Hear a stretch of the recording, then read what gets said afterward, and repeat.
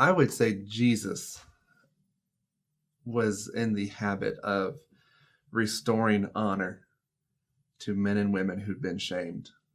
And you walk through the Gospels, and he's with the adulteress, he's with the leper, he's with the demoniac, he's with the poor. I mean, everyone who just, the society as a whole looked at him and said, "You're not worthy of our attention, of our affection, of our love."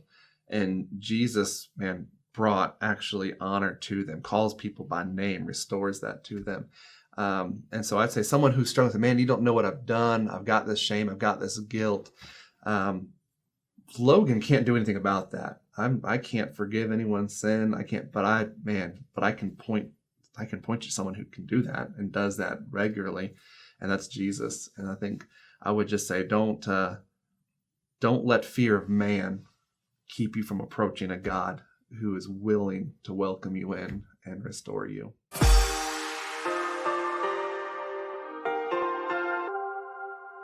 Hello and welcome to The Middle. I'm Ganel-Lyn Condie, your host, and I am thrilled, excited. I say this every time, but I mean it double today to have my guest with us today on the yellow couch, Bishop David Grant. He didn't really want me to call him Bishop, but we're just going to go there.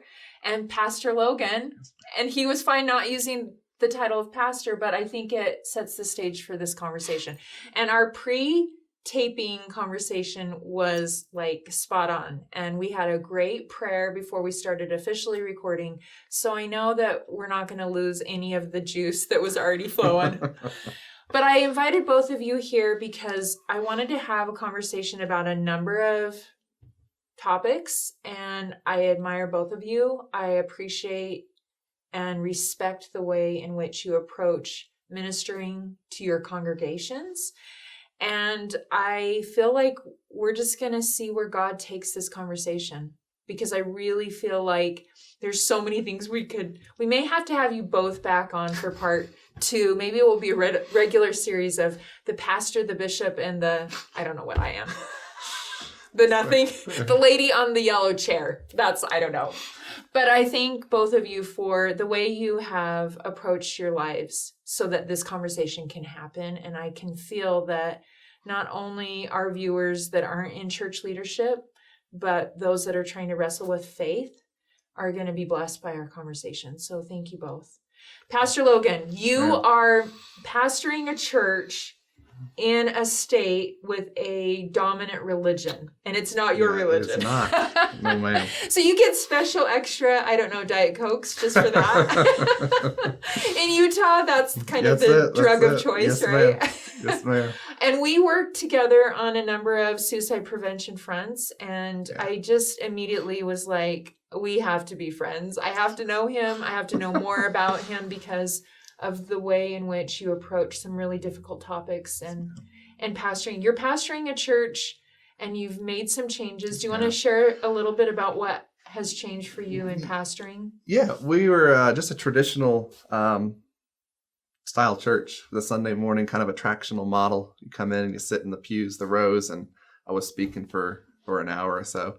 And then just a couple of years ago, we came to the realization that we weren't actually making a difference in our community. Was just really kind of focused on maintaining the structure, especially with the facilities and that kind of stuff. So we totally radically just revamped everything. We sold both of our buildings, the one in Salt Lake City, the one down here in Provo, and moved into a network of house churches. And so basically taking the ministry into the neighborhoods where our people were and focusing on meeting needs there and focusing on building real relationships and not just the superficial, I'll see you on Sunday morning, hey, crazy weather, right? All right, see you next week kind of relationships. So it's been exciting. And 2 years in, we're learning a lot, but it's definitely a lot different than I think most Christian churches do things. Well, and I think what's beautiful about that is this happened pre-COVID. We're taping this in 2020. If you're watching this later, and we don't talk about COVID like we do now, but I think that's such an example of where God is leading you in leading, right? And we're going to talk a little bit more about that. But there wasn't a structure for that. So we didn't have like much like we weren't following someone else's, like we didn't have someone coaching us through it. We just realized we needed to do something drastic. And so even what we were doing 2 years ago is not necessarily how we're doing things now. There's been a big learning curve. But yeah, we just jumped in and said we want to more fully live out our faith. And I think if we scrap a lot of the overhead, we can do it better. I love that. And you, Bishop Grant, you've been doing this through also this COVID experience. Uh-huh. And we share the same faith, and our church revealed some changes as well a couple of years ago, right? We were kind of directed to go from 3-hour church to 2-hour church, and then we were given a program called Compagnie. And that was really supposed to be home-centered, church-supported. And that first year was a little like dicey because all the families in my life were like, what does this look like? How do we apply it? And that also feels to me very God-directed, because then COVID hit and we went to home church like Pastor Logan was ahead of us. You were ahead a year. We should have called you and said, how's it going? And you could have taught us a little bit about what that looks like. How has that been for you to lead your congregation and minister to them in a way through this change of really what Pastor Logan was already doing?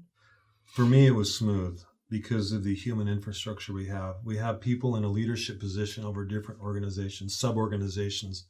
Kind of middle management, right? Yeah, I'd call it that. And so the buck stops with me, of course, but I kind of leaned on them and said, we need to solve these several things, including how do we take the sacrament now that we're not all together in the same building, in the same place, where that is done by priesthood holders. And in some homes, there is not a priesthood holder available to administer the sacrament. What do we do about that? And sacrament is what a Catholic person would call something different, but it's the bread and the water, and it's the process of that administration of that is by certain authority, and so not every home has. Correct. Yeah. And so that had to be taken into consideration. Now we have different issues. We had health issues always, like someone would be in the hospital for something, they'd have surgery, and of course we were all over it. And now we have mental health issues that have sprung up. And so there's been a shift in dealing with, and there's also, with idle time, there are different sins that come up, different difficulties that people have where they'll come in and say, I slipped up. Certain types of slip-ups are more common now than they were before, and vice versa. Because our distraction, we weren't able to immediately go to movies, attend sporting events, and so all of a sudden the numbing factor, is that what you're saying? Well, I think more that you have people have triggers. Like someone will have a trigger where they have idle time and they'll slip into something they shouldn't slip into, and somebody will be lonely and they'll slip in, like pornography, for instance, becomes more rampant during a time like this because of anxiety, loneliness, because usually it's pain alleviation, right? And so they'll come in and talk about it and say, gosh, I don't want to have this burden anymore. And and the burden is usually, partly, if you go back to the genealogy of the burden, it came because of COVID. Well, and I think that's such an important point, and why I invited both of you here is because you do have a beautiful way in which you tackle some of those very mortal struggles that we're all facing. And I think your point, Bishop, about the fact that COVID, from a mental health standpoint, has created such a bigger secondary problem. The way we became connected through suicide prevention, I mean, the number of calls to the hotlines right now is up 1,000% as of last week. I just had 2 calls this morning of 8th graders that died last night by suicide in our schools. And so I think your point is really important that we bring up, that we dive into that. So how have you both handled some of those topics? I mean, we could do rapid fire, but let's start with addiction. Both of you maybe want to comment on that. Do you want to share how you approach that when someone from your congregation comes to you and says, this is where I'm at? Yeah, in most cases, we're looking for the trigger. And so if I realize very, very soon that I'm not capable of dealing with it, then I'll say, let's get you with a mental health professional and let's work on it. Yeah. And so, but some cases, we can deal with it right there in the office. And so we're looking for a trigger, and there are apps and there are programs, and I'll send them to one or the other and say, there's one I like called Fortify app. And what that does is I get a log every week about where these things have occurred, on what device, and what was the mood and so forth. And it's been very helpful to figure out what the trigger was. And so almost make a plan together and say, okay, so how do we avoid this trigger? What are we going to do about it? So there's been a lot of ministry that way. And I'm very concerned. In fact, we bring it up in nearly every meeting we have. We meet about three times a month as a ward council, which is that middle management I talked about. And we'll go over 40 names of people. How are they doing? Who last contacted them? And who is responsible for taking care of them to make sure, have you been in the home? So there's a bigger outreach now than there ever has been, I think, with making sure that the congregation is okay. So boots on the ground and ministering is the priority, which I hear from you, Pastor Logan, is exactly why you went to the home-based church, because you weren't finding, your time was so much more in creating support for the buildings and keeping the lights on, and you wanted to be boots on the ground. Do you want to comment on addictions and pain? Well, and make it maybe a general statement would apply to a bunch of different situations. I think the relational and the human network, as he said here, that support system is probably one of the most important things we can provide. Even quarantine doesn't mean isolated. And I think sometimes we think, well, I'm quarantined, so I have to cut off from everybody. And which I've seen people do. Right. That. And I think that's dangerous. Yeah. And to completely just disconnect from everyone. And so I think there's, even in the midst of, we're not meeting as large groups as we used to meet in, and we're not meeting the places we used to meet. We can't go to the places we used to go. There still needs to be this intentional act of being involved in one another's lives and knowing where each other are at mentally and emotionally and spiritually and that sort of thing. And that's something I think you're always going to have to come back to and remind people of, because I think we've been studying Philippians in our church, and in Philippians 2, Paul, who's writing to Christians, has to tell them, okay, you actually need to be mindful of the well-being of others. Like, don't think more highly of yourself than of someone else. Think more highly of them.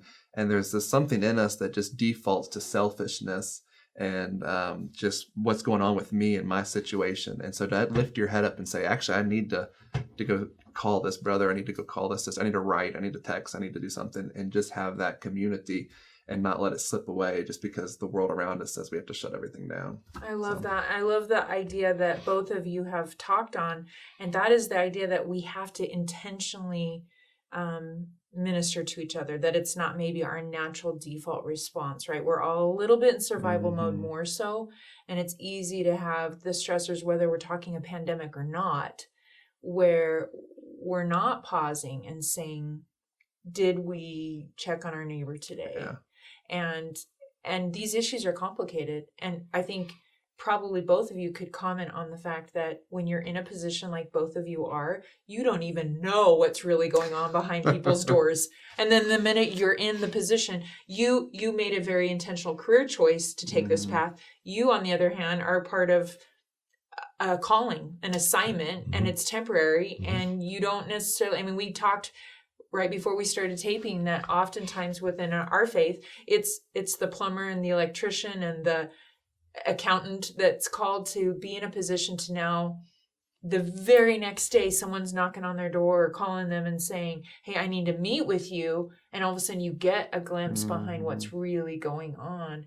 Do you want to comment about what that feels like? I do. And I want to mention Pastor Logan's prayer when we got started. Oh, wasn't it great? It was so good. And he knows how to pray. I'd pray with him. Maybe I should just put that on my calendar. Just call each other. Yes, and it pray was together. So good. Yeah. And just on that note, there will be some people that Spanish people have an easier time praying like he prays than English speaking people, because Culturally the speaking. familiarity. No, it's actually the familiar word or the way thee and thou is what you would say to your best friend in Spanish. It's the language you would use. So it's tutear, which we need. And so sometimes Spanish speaking people have a much easier time because his prayer was way more familiar. Ours is more formal because we're told to use the these and thous and so forth. Anyway, loved his prayer. And one of the points to that is that he asked for God's guidance during this discussion. And so I think that is a key thing. So because I don't know what's going on behind some doors, but sometimes I do, and I'll be driving through, and because I'm trying to listen very carefully to what God would have the Holy Ghost have me know, and I feel it, then I can go knock on a door and Sometimes nothing is wrong. Mhm. Sometimes there is. And chances are, I think Elder Henry Eyring said at one point, if you assume that there's something really difficult in someone's life, you're usually right. Mm-hmm. Then that was like, eye-opening and a really good thing. And so we try really hard, and we try to follow the promptings that we get, the inspiration that we get to go into a home, figure out what's going on, and see how we can help them out. Because often they'll say they don't want help, and they're pleading for help on the inside. Yes. So you kind of have to sit down for a while, talk about it, and then things come out, and then you can finally minister. So you're saying that even if you don't feel equipped and you don't feel like you've had formal theological training, that God's aware, and I agree, Pastor Logan, in your prayer, it's the work I feel like I have every day to do. When people say, you're hosting all these shows, you're doing all this speaking, how are you? And I'm like, well, first of all, I know who my boss is.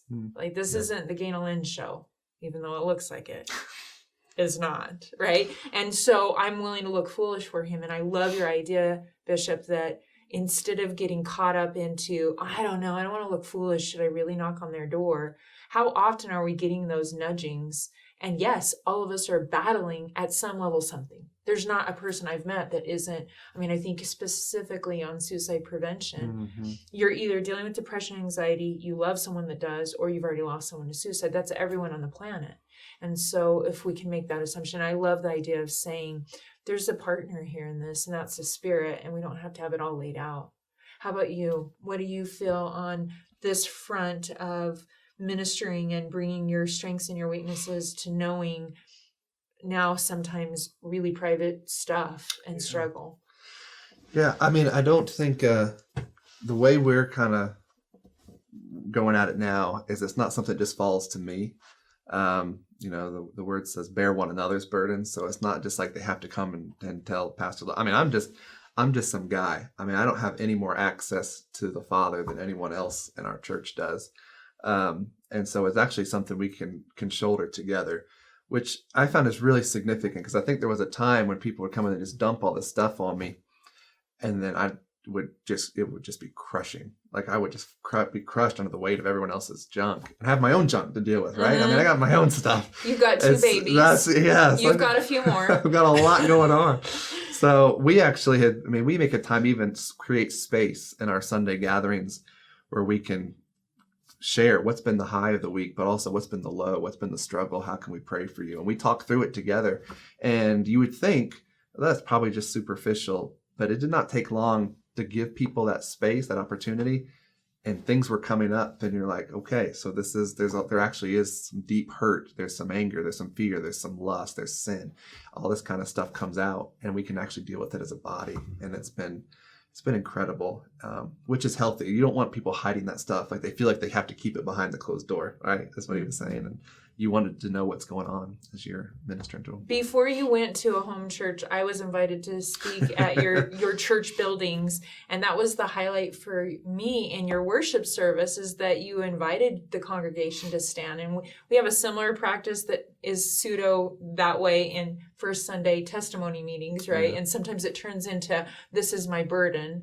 And I think, but for me, when I left those meetings with your congregations, I was impressed with, there was really a transparency about what the vulnerabilities were, and the congregation had an awareness, right, instead of it just being. And I think what you were sharing with that middle management structure, we have created that somewhat in our faith, that these two know these two, right? And hopefully we understand eventually. But I love the idea of giving more permission to talk about these feelings. I think one of the great dangers when it comes to spiritual health and growth is feeling like we have to pretend we have everything together.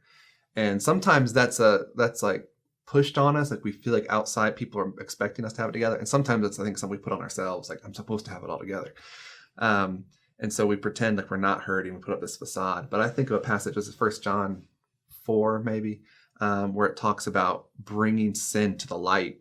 And when we bring it to the light, there's actually increases the we were talking about when people share burdens, it increases that relationship. When you bring things out in public and say, hey, I'm actually struggling with this, I'm hurting, whatever the case might be, it actually strengthens the community and the relationship with each other, but also with God. Because when we bring that sin to God, he tells us he's faithful to forgive it completely and fully. So I think that kind of space where you can be transparent is really important, especially now with so much going on. Different sins we talked about. I mean, I'm hearing from pastors with everyone being home, man, just spikes and like domestic abuse, marital spouse, I mean, all kinds of stuff going on. And it's like, we need a place we can work through that and not pretend like everything's perfect, because it's not. Satan loves secrets. You know, Yes. he feeds on that. And I think it's important to know who our enemy is, right? To our peace. I think. Ganel-Lyn, I need to mention something that you said. It was really, really key. So I went through a time when I had 10 really big burdens, and it was with 10 different people. And finally I told a small group of this middle management, sitting down with them, and I said, I need to tell you some of these. And there are 4 that are too confidential for me to say anything about. And 2 I'll be vague on, and 2 I can tell you everything about it. So I got through the 6 of the 10, and the other 4 I wasn't going to touch. And I looked at their faces, and they were kind of like, you have got to be kidding. And that's when it first came on me that, oh my goodness, I am carrying this enormous burden. On the way home, I bawled my eyes out. For the first time, it was like I had to have this let off because it was so heavy, and I didn't know it until I spoke it and said it. And then I realized just how heavy it was. Mm-hmm. And it took a day or two to get over it. And then when I got back over it again, it really felt good and was therapeutic to talk about, in detail, 3 of those 10 things, and in vagueness, 3 more. And it's like, okay, now I'm not the only one carrying the burden. To his point, that the more we do this together, the easier it is, or the better we can get through it. Mm-hmm. I love that you shared that, and it's one of the whys for inviting both of you specifically, because I've had conversations with each of you individually, and I've watched how you've approached ministering, and you do approach it from a vulnerable standpoint, and giving perspective to that, especially to, not to overgeneralize, but the male viewers that are watching, that are in position either as a husband, as a pastor, a minister, a missionary, right? That so often, but I think as women as well, we do this too, that we have to have it all together, and that's the only way we can show up. And I've had specific conversations with both of you where you've shown me that your approaches to intervening and support feel like what Jesus would do. And I don't know if there's a better compliment I could give either of you, but that's where I find Jesus, is when I see others that are saying,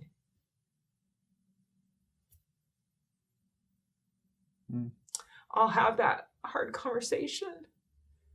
I'll sit with you in your pain. I don't have all the solutions, but I'll mourn with you, and I'll carry that burden just by being present. And you both have created this permission, I think, I'm going to speak for your congregations, that they know they can call you, that you're not going to come across with, I've got all the answers. And I love that you just said, but ministers need ministers, right? Therapists need therapists. And when we're in the trenches doing the work, we've got to ask for the help. And I think that is such a beautiful permission to give. But I also hope that it jumps us into the next thing I want to talk about, is that we have a large viewership on Saints Unscripted of the millennials, of college age. And there's this perspective that, well, I'm not going to call my pastor, I'm not going to call my bishop, I'm not going to call my rabbi or my Catholic priest and do, confessional for Catholics is a little different in some ways, because there is literally a physical barrier. And so you don't have to look in the eyes of your priest and say, this is my addiction, or this is where I messed up. But what would you say, especially to viewers that are like, I know I need the help, but I'm so ashamed. I can't tell pastor, rabbi, minister, bishop, so-and-so, this is my worst secret. What would you both say now? They're listening. Do you want to take it? I'm going next. Yeah, I can go first. I would say Jesus was in the habit of restoring honor to men and women who'd been shamed. and you walk through the Gospels, and he's with the adulteress, he's with the leper, he's with the demoniac, he's with the poor. I mean, everyone who just, the society as a whole looked at him and said, you're not worthy of our attention, of our affection, of our love. And Jesus, man, brought actually honor to them, calls people by name, restores that to them. And so I'd say someone who's struggling with, man, you don't know what I've done. I've got this shame. I've got this guilt. Logan can't do anything about that. I can't forgive anyone's sin. I can't, but I can point you to someone who can do that and does that regularly. And that's Jesus. And I think I would just say, don't let fear of man keep you from approaching a God who is willing to welcome you in and restore you. Beautiful. Yeah, Jesus ran to the marginalized. Yeah. That was his favorite place to hang, right? Yes, yeah. ma'am. How about you, Bishop? I loved how shocking it was for the apostles at first when Jesus would forgive people of certain things. And they were just blown away by it. And I am too. And it's been such a beautiful thing to follow his example in terms of full acceptance no matter what's happened. And so, but what I do to help it is with people that are under 18, I'll role play it, what it would be like if they came in. So if I have a group of young men or young women, then I'll have one of their leaders come in and talk about something that's going on in their life that's difficult. There's something they've done that's wrong. And I'll say, and I'll pause it. They come in and they'll confess something, and I'll say, okay.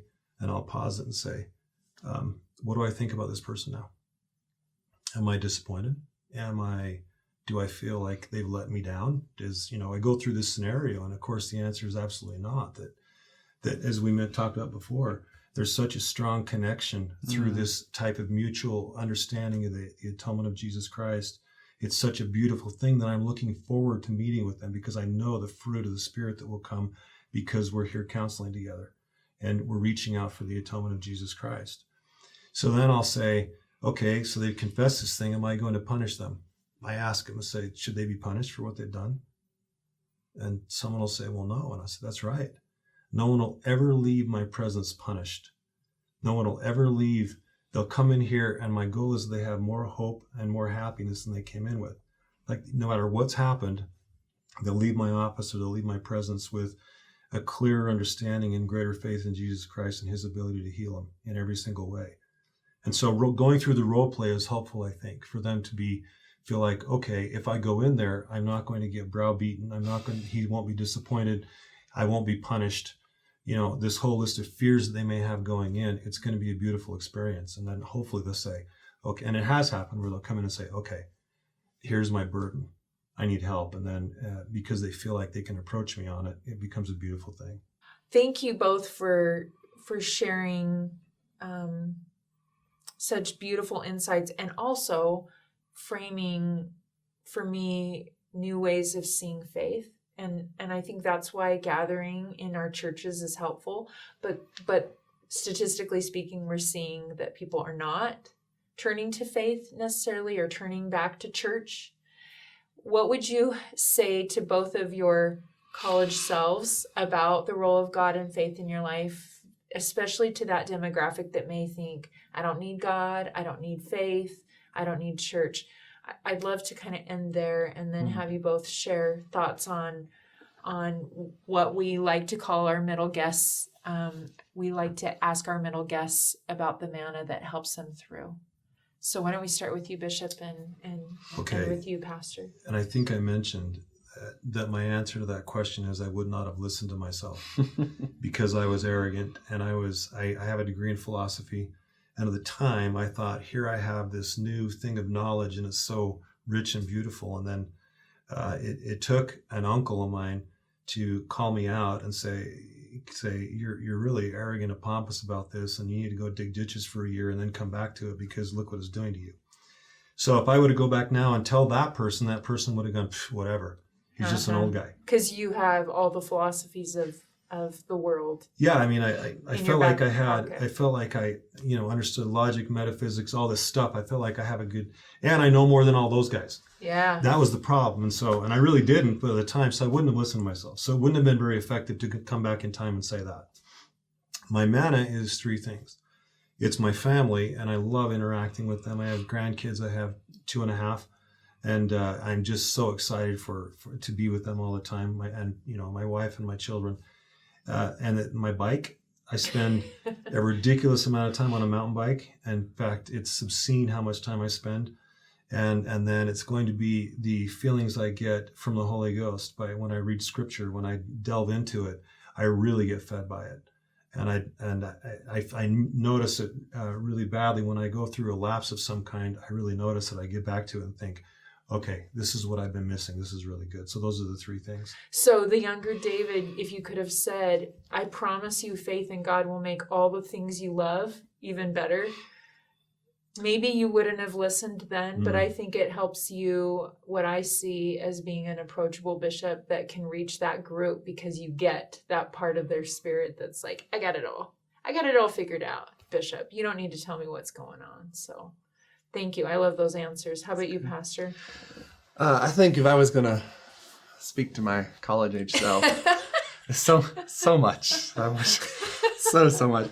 I think it probably would be more in relation to the fear of man. I remember coming out of college just wanting, putting so much weight on what other people thought of me, and wanting to make sure that they liked what I was doing and all this. And even up until recent, and that's been an ongoing kind of thing. And even with some of the changes we talked about really wrestling with what others are thinking of me. Pull away from the traditional church, and do it your own way. You get this pushback. So I think if I could tell my younger self this, I would just say, if God is smiling, and it doesn't matter who's frowning, right? I mean, if you're pursuing God and He's there, it doesn't matter what people are saying behind your back or to you or discouraging you. So that's kind of what I would say to myself. I don't know if my younger self would listen to it, but that was really good, and I'll echo that for my high school self. I wish if I could go back and tell my high school self that exact message, it would have been just money. But I agree completely with what he's saying. But isn't that hard? Because you're both heroes to me. And the hero is for real, because anyone that's going to do it a different way and minister like Jesus is a hero to me. And the reality is all the heroes had that wrestle of, I might be alone, just me and God on this mountain. And that sounds glamorous in a movie. To live it is a totally different story. Yeah. What's your manna, Pastor Logan? We've had all the answers on the yellow couch. Well, I'm actually going to say hiking. Okay. Getting out up in the mountains. So maybe hike on his biking trail. There you go. We cross paths. We'll put a secret camera. I just makes all the difference. Sometimes my wife will even say, you need to go hiking. So I can tell. But yeah, that's what I would say. Thank you. I love it. I love this conversation. I would love to have you both back on and sharing these kinds of faith promoting conversations and wrestling with the middles of what does it look like to minister to our congregations and to be a faith focused person in a world that doesn't tell you that that's the priority. I think is such a helpful conversation to have any chance we can.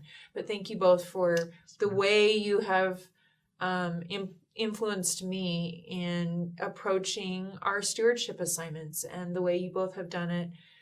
It gives me hope that there's so much good out there and there are people willing to help you along the way. So for those of you that are finding this episode of The Middle and you're wrestling maybe with your own faith or reaching out for help, I hope you'll see there's a lot of Bishop Davids and Pastor Logans out there that are willing to sit down and have the conversation and mourn with you, and that you're not alone. And I hope you will share this episode with someone that maybe has decided that there's not a room for faith in their life, that there are new ways in which we can approach our faith and our relationship with God. And we'll see you again here on The Middle.